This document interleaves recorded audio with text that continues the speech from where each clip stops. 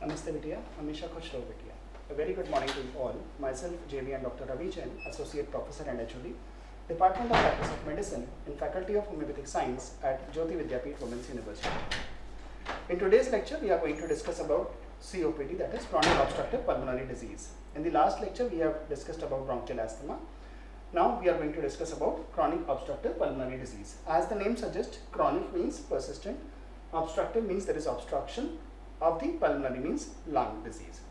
Bronchial asthma was also an obstructive lung disease that we have discussed, but the obstruction was variable with the treatment. That is, in case of bronchial asthma, when after the administration of medicine, the obstruction was released.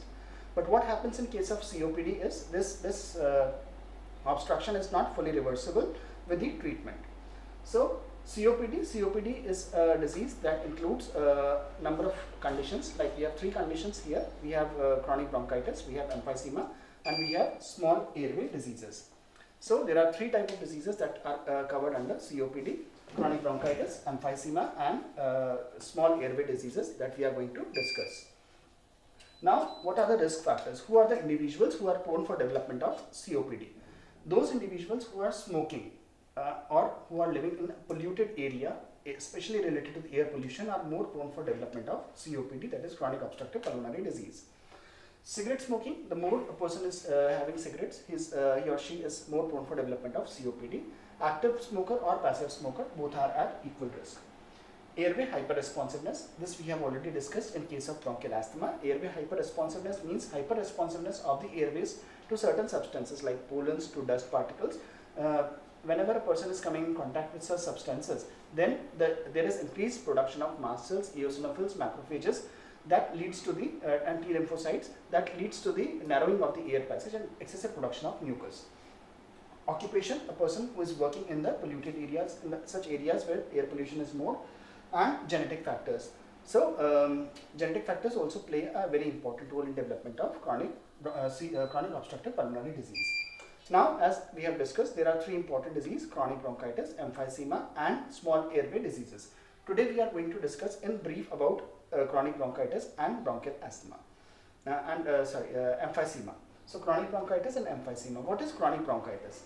Chronic bronchitis, as the name suggests, there is excessive production of cough with sputum.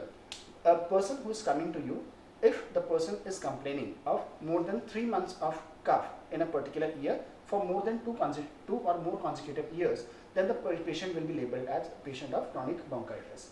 What is emphysema? Emphysema is the abnormal dilatation of the air spaces or the alveoli distal to the terminal bronchioles. So these are two important diseases that we are going to discuss today: chronic bronchitis and emphysema. Both are included under COPD, that is chronic obstructive pulmonary disease. In case of COPD, there will be a history of cough. Like chronic bronchitis and emphysema share common symptoms. There will be cough with excessive production of sputum, and exertional dyspnea. The grades of dyspnea will be varying according to the disease condition.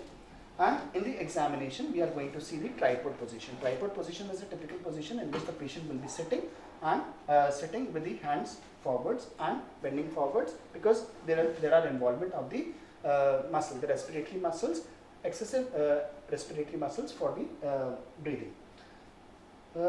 We also have two terms for COPD that are obsolete now but still used: pink puffers and blue bloaters. Blue bloaters are representing chronic bronchitis and pink puffers are representing emphysema. Now, what is emphysema? In case of emphysema, there is abnormal dilatation of the air spaces distal to the terminal bronchioles. There is destruction of the alveolar walls that makes the air spaces permanently dilated. So the person will be complaining of dyspnea. There will be different grades of dyspnea by which we are going to assess the degree of emphysema. The grades will be from 0 to 5 based on the exertion. If the person does not feel any dyspnea on exertion, or with violent exertion there is no dyspnea, then it is grade 0, and grade 5 when the patient is experiencing dyspnea even while sitting or lying down.